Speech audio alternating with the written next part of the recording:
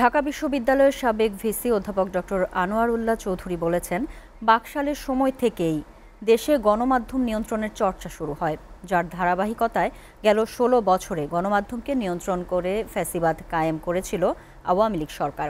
এ সময় দৈনিক আমার দেশের সম্পাদক মাহমুদুর রহমান বলেন, কালো টাকার মালিকরা এই সরকারের আমলেও গণমাধ্যম নিয়ন্ত্রণ করতে চায়।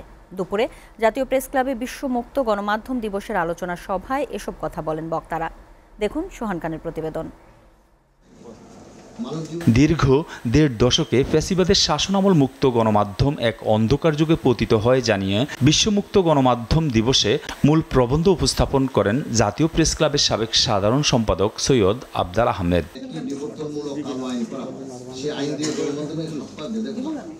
আন্তর্জাতিক গণমাধ্যম সূচকে ৪৪ ধাপ পিছিয়ে ১৬৫তম অবস্থানে পৌঁছায় বাংলাদেশ। তবে অন্তর্বর্তী সরকার দায়িত্ব নেয়ার পর সেই সূচকে ১৬ ধাপ উন্নীত হয়ে ১৪৯তম অবস্থানে পৌঁছায় দেশ। ২ ধাপ পিছিয়ে ভারতের অবস্থান ১৫১। এছাড়া আওয়ামী লীগ সরকার গণমাধ্যম নিয়ন্ত্রণে নিতে ২১ জন সাংবাদিক হত্যা, ৭ জনকে গুম সহ কয়েক হাজার গণমাধ্যম কর্মীকে মামলা, হামলা ও নির্যাতন করে।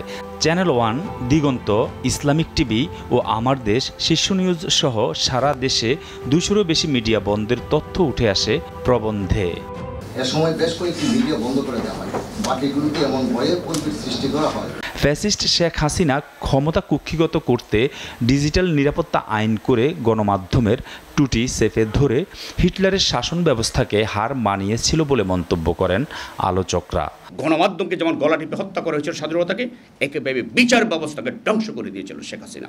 সাংবাদিকদের কণ্ঠরোধের জন্য ৩২টা আইন আছে, যেটা গণমাধ্যম কমিশন প্রধান বলেছেন, আমরা এই কালো কানুনগুলো অবিলম্বে বাতিল চাই।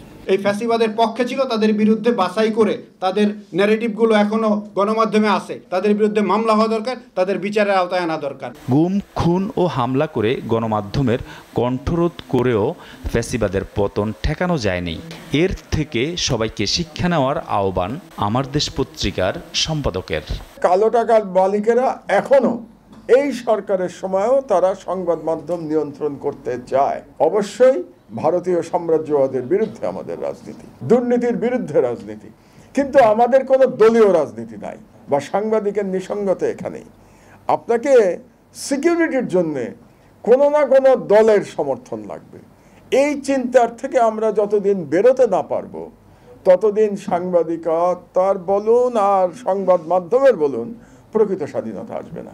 প্রধান অতিথি সাবেক রাষ্ট্রদূত ও ঢাকা বিশ্ববিদ্যালয়ের সাবেক ভিসি প্রফেসর ডক্টর আনোয়ার উল্লাহ চৌধুরী বলেন, বিগত ১৫ বছরে ফ্যাসিবাদের নিকৃষ্ট ও নিষ্ঠুর আচরণের দৃষ্টান্ত স্থাপন করেছে আওয়ামী লীগ।